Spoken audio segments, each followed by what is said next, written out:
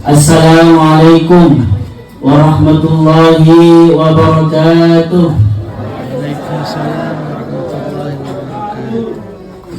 Sekali lagi, kurang semangat. Assalamualaikum warahmatullahi wabarakatuh. Waalaikumsalam warahmatullahi wabarakatuh. Bismillahi masyaallah, la yasriqul khaira illallah. Bismillahi masyaallah, la yasrifus su'a illallah. Bismillahi masyaallah, ma kana min ni'matin faminallah. Bismillahi masyaallah, la hawla wa la quwwata illa billahil aliyyil azim. Allahumma salli wa sallim wa barik ala sayyidina wa maulana Muhammad. Yang terhormat para sesepuh, para bini sepuh, yang terhormat para pejabat baik TNI maupun sipil, yang terhormat keluarga, yang terhormat keluarga mempelai perempuan almarhum Bapak Sugito dan Bu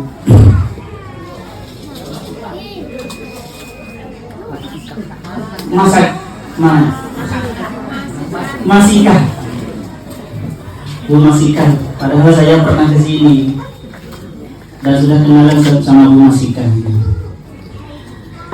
Dan semua keluarga besarnya, dan yang terhormat keluarga mempelai laki-laki Bapak Abang Muslim dan Ibu Sion. Dan yang terhormat kepada para hadirin, para bapak, para ibu, dan yang berbahagia dan saya banggakan, pengantin laki-laki dan pengantin perempuan Mas Ahmad Fadli Muslim, Amrullah Muslim, dan Pak Novi Tasari. Kebetulan kedua mempelai ini mahasiswa saya di UIN Sunan Ampel Surabaya. Saya bangga karena yang saya sangat banggakan itu kalau mahasiswa saya jodoh dengan mahasiswi saya. Sangat senang sekali. Kabar yang sangat menyenangkan saya, yang sangat membahagiakan bila ada santri izin nikah dan nikahnya dengan santri saya juga. Maka saya sangat senang. Alhamdulillah. Mudah-mudahan jadi jodoh yang diridhoi oleh Allah Subhanahu wa taala. Amin. Para hadirin, terus terang, saya terus terang. Sebenarnya dengan pernikahan Pak Novi dan Mas Ahmad Fadli ini banyak yang sakit hati, banyak yang kecewa, banyak yang patah hati, yaitu para setan. Kenapa? Di hadis disebutkan karena ketika ada acara akad nikah, maka yang sangat sedih adalah setan. Kenapa? Karena jika sebelumnya pegang tangan itu dosa, maka setelah akad nikah pegang tangan dapat pahala. Kalau sebelumnya goncengan, seumpama dulu pernah Mas Fadli sama Mbak Novi goncengan sebelum nikah, itu dosa. Kalau sekarang goncengan dapat pahala. Kalau dulu sebelum nikah itu ciuman dosa, maka setelah nikah dapat pahala yang sangat banyak. Maka di hadis yang lain itu disebutkan pegang tangan satu kali itu pahalanya 5. Gitu. Terus sampai berlipat-lipat gitu kan. Kalau sampai kumpul, wah, sampai 100 lipat. Mas Fadli tahu nggak apa bahasa Jawanya istri? Apa? Jarwo. Bukan. Kalau Jarwo tadi yang duduk sama saya itu Mas Jarwo. Garwo. Garwo itu kata orang Jawa sigarani nyowo, sigarani jiwo. Bahasa Indonesianya Mas Fadli belahan jiwa, belahannya nyawa. Ini kalau dulu Mas Fadli ketika punya rencana hanya berpikir sendirian. Sekarang ketika punya rencana ada dua pikiran yang bergabung untuk memikirkan bersama. Jadi makanya kalau di Islam itu perempuan itu dicipta dari tulang rusuk laki-laki, tulang rusuk kiri lagi, tulang rusuk kiri. Bukan diciptakan dari rambut laki-laki atau kepala laki-laki. Kalau diciptakan ada di kepala laki-laki, nanti perempuan ada di atas laki-laki. Dan juga bukan diciptakan dari kaki atau kuku kakinya laki-laki. Bukan. Kalau diciptakan dari kakinya laki-laki, nanti perempuan ada di bawah. Tetapi perempuan itu diciptakan dari tulang rusuk laki-laki dan tulang rusuknya tulang rusuk kiri. Coba cek tulang rusuk kiri Mas Fadli, ada yang kalau apa tidak? Ada yang bilang apa tidak? Ada. Oh sudah cek, berarti pantesan yakin nih. Dari Kalimantan yakin mencari belahan jiwanya. Para hadirin, kenapa kok ada kok perempuan Hawa dicipta dari tulang rusuk Adam, perempuan dicipta dari tulang rusuk laki-laki yang kiri lagi? Karena supaya dekat dengan hati, supaya perempuan disayangi oleh laki-laki, ada di hati, sangat dekat karena belahan jiwanya. Mas Fadli, saya tanyakan nih, kalau jenengan jalan di pinggir jalan gandengan sama Mbak Novi di sebelah kanan apa sebelah kiri? Oke, yang masuk akal sebelah kanan apa sebelah kiri, ibu, bapak yang sudah pengalaman? Ada di sebelah kiri. Karena kalau nyebrang semuanya berjalan bergandengan, masa perempuannya di sebelah kanan? Kalau ketabrak maka ketabrak duluan. Istri ada di sebelah kiri, di bangku dengan tangan kiri, yang tangan kanan pegang pedang untuk melindungi istri. Jadi filosofinya seperti itu. Anggap seperti itu. Kalau tidak seperti itu, anggap seperti itu. Ambil hikmahnya saja gitu. Jadi diciptakan dari tulang rusuk kiri, dekat ke hati. Para hadirin, terutama manten laki-laki dan perempuan, saya ingin bercerita tentang tugas laki-laki dan tugas perempuan. Bagaimana seharusnya suami dan bagaimana seharusnya perempuan. Di Al-Quran disebutkan Ar-rijalu qawwamuna 'alan nisa. Laki-laki itu, maskulin itu menjadi penguat, menjadi penopang. Qawwam itu para hadirin diambil dari kata koma, yang meluruskan. Kenapa? Karena perempuan itu yang dominan adalah emosinya. Yang dominan adalah emosinya. Kalau laki-laki yang dominan harus akalnya. Tetapi ini para hadirin bukan berarti perempuan yang dominan emosinya itu lebih rendah dari laki-laki. Tidak. Pada kasus tertentu nanti yang dominan emosinya ini sangat bermanfaat. Saya dulu ketika punya anak, gendong anak saya 1,5 jam itu sudah pegel, sakit-sakit semua. Istri saya, para hadirin, gendong anak saya sampai 4 jam karena takut anaknya terbangun, itu nggak merasa sakit. Itu kenapa? Padahal secara fisik lebih kuat saya. istri saya lemah. Itu apa? Itu adalah kekuatan emosi, kekuatan cinta. Kalau laki-laki, ngapain tak bergerak? Akalnya bermain. Mendingan kalau dibantal saja, akhirnya capek. Padahal laki-laki itu kuat, fisiknya kuat, tetapi oleh Allah kenapa kok yang dikasih tugas untuk hamil 9 bulan adalah laki-laki, perempuan? Itu karena emosinya dominan, kasih sayangnya dominan. Kalau sudah sayang kepada anaknya yang ada di kandungannya, sudah, wanita itu sabar. Karena kekuatan emosi.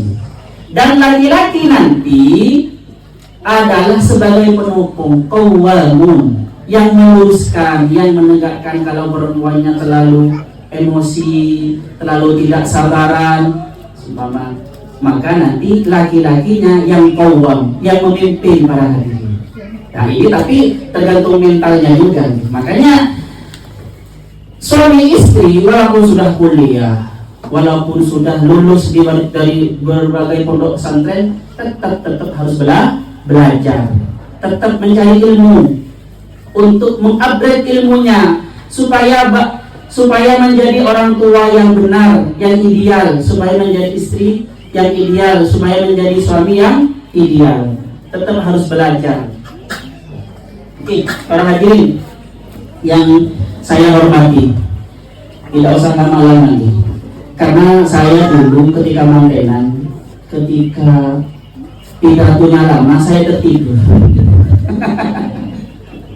Sekarang saya paham, jangan lama-lama. Dan juga mungkin pengantin berdua sudah tidak sabar kapan orang-orang pulang semua, biar saya beraksi kan gitu. Oke, para hadirin yang saya hormati, mohon maaf ya, kata-kata saya tidak oke. Karena bicaranya biasanya dengan mahasiswa. Saya baru sekarang ini bicara dengan para sesepuh. Baru sekarang. Para hadirin, kembali lagi kepada tugas laki-laki, yaitu menjadi pemimpin yang bertanggung jawab. Supaya laki-laki, suami, sukses di dalam menjadi pemimpin yang bertanggung jawab, maka tugasnya ada 4M atau 5M, terserah dengan nanti minta berapa. Oke. 4M. M yang pertama nopo, ngayomi. Jadi sebagai suami Mas Fadli harus mengayomi. Apa mengayomi? Melindungi. Yang pertama harus dilindungi adalah menjaga keluarganya dari api neraka. Karena sesuai dengan firman Allah, "Qu anfusakum wa ahlikum nar." Lindungilah, selamatkanlah keluargamu, istrimu, anakmu dari api neraka. Jadi Mas Fadli yang pertama adalah lindungi istrinya dari perbuatan-perbuatan dosa. Lindungi istrinya dari sesuatu yang tidak diridhai oleh Allah. Yang selanjutnya melindungi dari urusan-urusan dunia, pimpin dalam urusan dunianya, ayomi istrinya dalam urusan dunia dan urusan akhirat. Jadi imam, biasakan jadi imam di rumahnya berdua, sholat berjamaah. Yang nomor dua adalah ngayomi, tentram dan damai. Dengan apa? Dibuat tentram dan damai, dibuat mesra dengan mengatakan sesuatu yang mesra-mesra. Dan juga dibuat tentram dan damai dengan menjauhi sesuatu yang biasanya istrinya kalau Mas Fadli seperti itu, istrinya cemburu. Kalau istrinya Mbak Novi nanti ketika Mas Fadli melakukan seperti itu, melakukan sesuatu istrinya cemburu atau khawatir, maka itu perlu dihindari atau dijelaskan kalau memang itu penting. Jadi dibuat damai dan tentram. Dibuat damai dan tentram. Yang nomor 3, ngayani. Ngayani ini adalah memberi belanja, memberi nafkah, membuat kaya. Yang pertama adalah perlu diperkaya adalah kaya hatinya. Yang nomor 2 perlu dikayakan ilmunya. Yang nomor 3 adalah dikayakan dengan nafkah lahir dan nafkah batin. Tetapi para hadirin, saya beda definisi tentang nafkah lahir dan nafkah batin. Kalau orang-orang ustadz-ustadz biasanya mendefinisikan, mengertikan nafkah zahir itu adalah nafkah, memberi makan, memberi uang itu nafkah. Sedangkan nafkah batin adalah meloni atau ya di kamar niku. Itu yang yang nomor berapa niku nanti. Terus makanya kata saya terserah panjenengan minta berapa. Tetapi sebenarnya nafkah zahir itu adalah sandang pangan rumah niku nafkah zahir. Uang nafkah zahir. Terus hubungan suami istri nafkah zahir. Karena itu hanya berupa fisik, kenikmatan fisik. Nafkah batin yang sebenarnya adalah memperkenalkan istri kepada Allah Subhanahu wa ta'ala. Tugasnya Mas Fadli perkenalkan Mbak Novi kepada Allah Subhanahu wa ta'ala. Ajari berzikir yang benar, ajari sholat yang khusyuk. Itu adalah nafkah batin. Kalau nafkah batin tercukupi, hati tentram, hati bahagia. Dan bahagianya para hadirin, bahagia yang timbul dari dalam diri sendiri. Karena sudah paham apa sebenarnya yang sejati. Jadi bahagianya tidak tergantung kepada suami, tidak tergantung kepada istri, tidak tergantung kepada orang lain, tidak tergantung kepada anak. Tetapi dia bisa bahagia dengan dirinya sendiri karena dekat kepada Allah, karena mengenal Allah. Itu nafkah batin yang sesungguhnya. Yang selanjutnya nopo. Monggo. Minta nopo, nopo ini. Ngopi.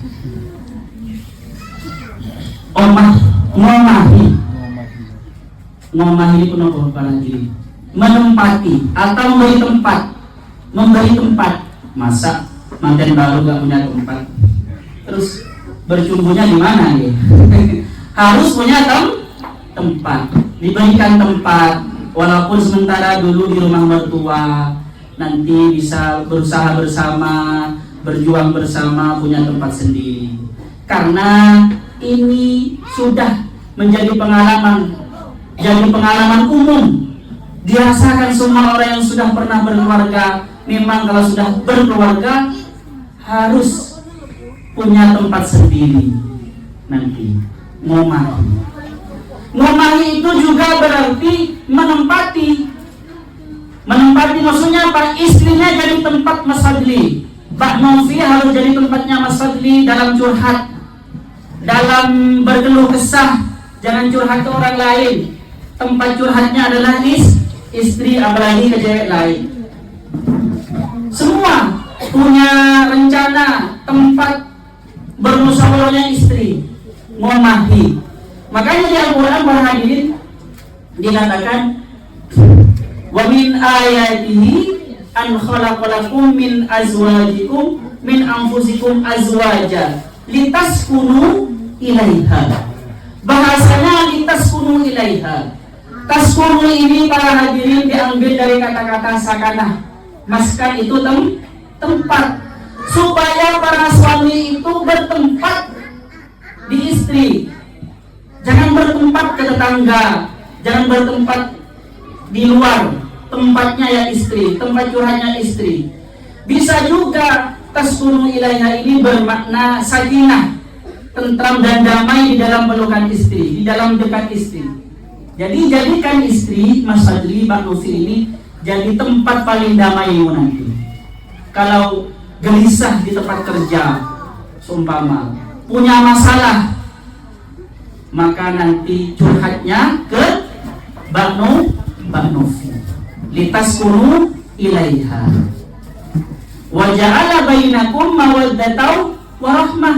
Allah berfirman seterusnya, dan Allah menjadikan antara kalian mawaddah wa rahmah, kasih sayang, cinta dan kasih sayang. Mengapa kok bisa terjadi cinta dan kasih sayang antara garwo, antara pasangan hidup? Karena laki-laki, perempuan tercipta dari laki-laki, otomatis laki-laki dari perempuan, perempuan juga bagian dari laki-laki. Semua para hadirin manusia ini mencintai dirinya sendiri. Jika suami mencintai perempuan, istrinya, karena melihat dirinya di dalam perempuan itu. Paham gak? Enggak paham. Paham bukan?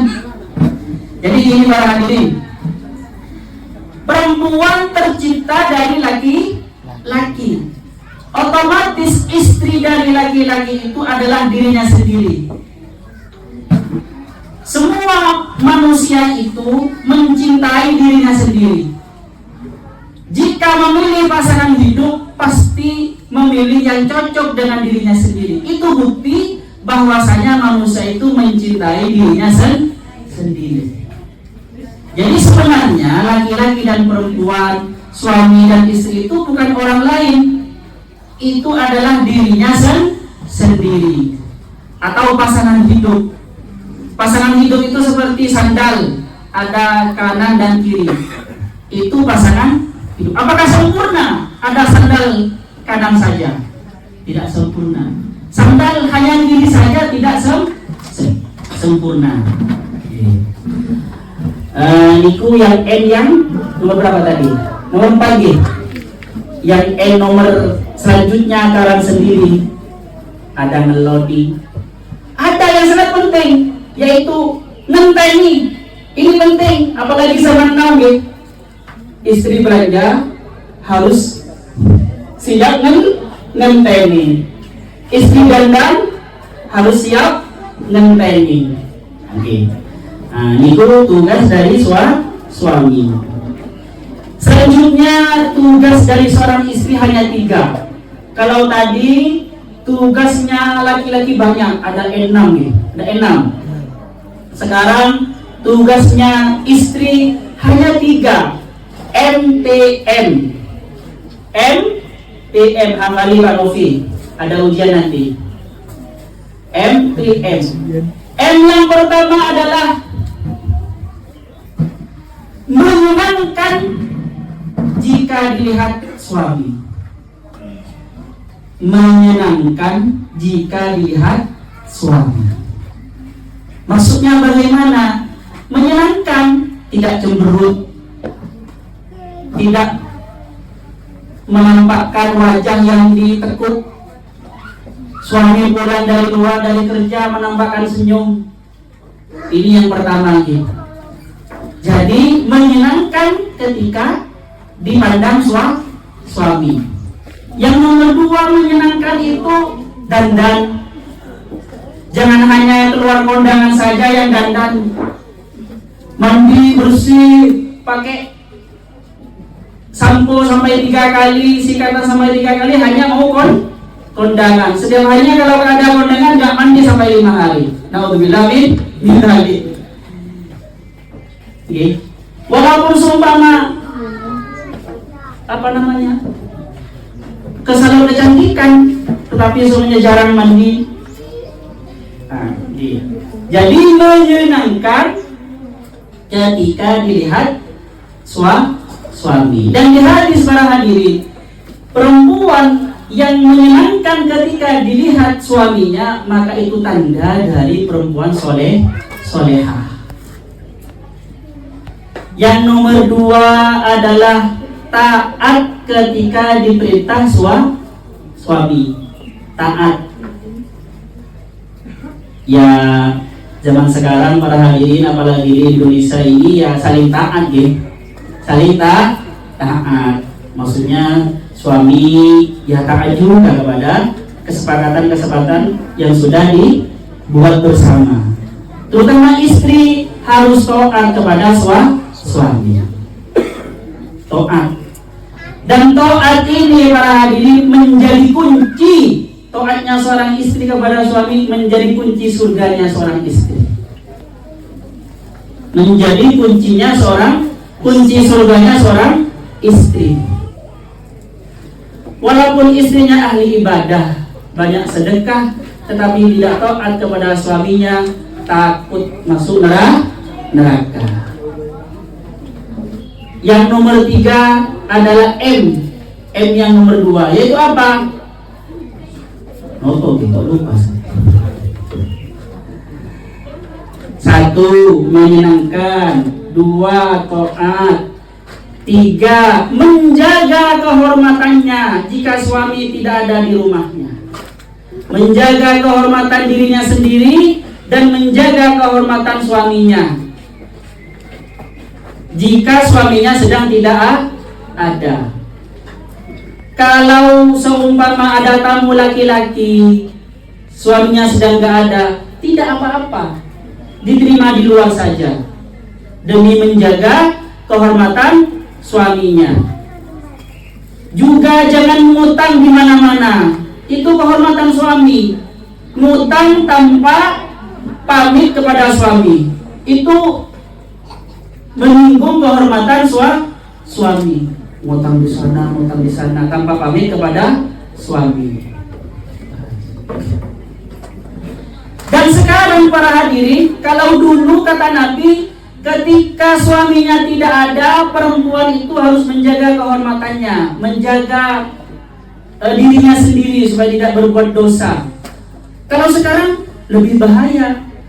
Kadang bisa saja di depan suaminya dia hapian, tetapi sedang merusak atau menjatuhkan martabat suaminya. Hapian, WA-an dengan laki-laki lain. TikTokan, joget, membuka aurat. Itu tidak menjaga kehormatan suaminya. Di zaman sekarang lebih hati-hati, karena dunianya manusia zaman sekarang ada 2 bahari, dunia nyata dan dunia maya. Satu manusia bisa punya kepribadian beratus-ratus, dia bisa punya akun media sosial sampai 100. Dia artinya dia bisa menjadi orang dalam satu waktu, bisa menjadi orang yang banyak gara-gara ada dunia maya. Jadi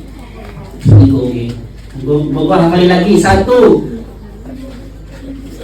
menyenangkan ketika dilihat suami, taat ketika diperintah, dan nomor 3, menjaga kehormatan dirinya sendiri dan kehormatan suaminya ketika suaminya tidak ada. Para hadirin yang saya hormati, memang di dalam Islam itu ada mas kawin, dan mas kawin di dalam Islam bahasanya memakai ajrun. Ajrun itu para hadirin maknanya secara lurus-lurusan adalah gaji atau bayaran. Tetapi ingat Mas Fadli, mas kawin yang panjenengan kasih kepada Abang Mufi itu bukan bayaran, bukan bayaran. Jadi jangan dianggap seorang istri itu adalah milikmu yang sudah dibayar dan kehendakmu, sesuai kehendakku ini milik saya, tidak. Tetapi itu adalah mas kawin. Apa? Yaitu tanda pengikat hubungan suami istri, tanda pengikat hubungan supaya saling setia, tanda pengikat suami istri supaya hidup bersama baik susah maupun bahagia. Itu bukan bayaran para hadirin. Jangan seperti orang sono. Orang sono memang maharnya, mas kawinnya sangat mahal, tetapi istrinya dianggap budak. Gitu. Yang terakhir, saya ingin berpesan dan bercerita Dulu ketika saya mau menikah, saya punya tamu, adiknya nenek saya. Adiknya nenek saya bertamu. Setelah mau pulang, beliau memberi nasihat kepada saya. Kata ini orang Madura nih, com, kuncinya orang menikah dia cuma situ. Ngerti Pak? ada di bawah. Kuncinya orang menikah itu hanya satu supaya langgeng. Apa Pak kata saya? Satu, sabar. Ternyata kuncinya memang sabar, baik dari pihak suami atau pihak istri. Kuncinya hanya satu, sabar. Karena dunia ini para hadirin, manusia terlahir di dunia sudah nangis. Karena dunia adalah tempat cobaan. Apalagi diikat dengan istri, diikat dengan suami, sebenarnya tampak menambah belenggu. Roh manusia itu bebas sebenarnya ketika belum masuk ke penjara fisik. Makanya ketika masuk ke penjara fisik dia lahir nangis karena sudah dipenjara oleh fisik. Masih berani berkeluarga lagi, masih berani menikah, masih berani punya istri, masih berani punya anak. Itu sebenarnya menambah beban, menambah belenggu. Makanya kuncinya supaya sukses adalah sabar. Kuncinya supaya sukses adalah sabar. Hanya satu, S-A-S-A, B-A-B-A, mati ke R, sabar. Dunia ini dunia penuh cobaan. Kehidupan suami istri akan penuh banyak cobaan. Setelah punya anak banyak cobaan. Kuncinya hanya sabar. Kalau istri tidak sabar, maka laki-laki harus menyabar-nyabarkan, ngayomi. Kadang para hadirin yang saya temukan istri itu ada dua tipe. Tipe yang pertama diam, walaupun marah diam. Tapi itu biasanya yang cepat mati. Kalau marah diam biasanya yang cepat mati. Dan penyakitnya biasanya besar-besar, penyakit dalam, paru-paru gitu, jantung gitu kan. Ada juga tipe perempuan itu tipe kalau marah, kalau ada unek-unek langsung dikeluarkan. Ini sebenarnya bagus. Suami bisa tahu apa kemauannya dan istri sehat. Dia olahraga lisan, olahraga mulut. Dan ketika semua dikeluarkan maka menjadi plong.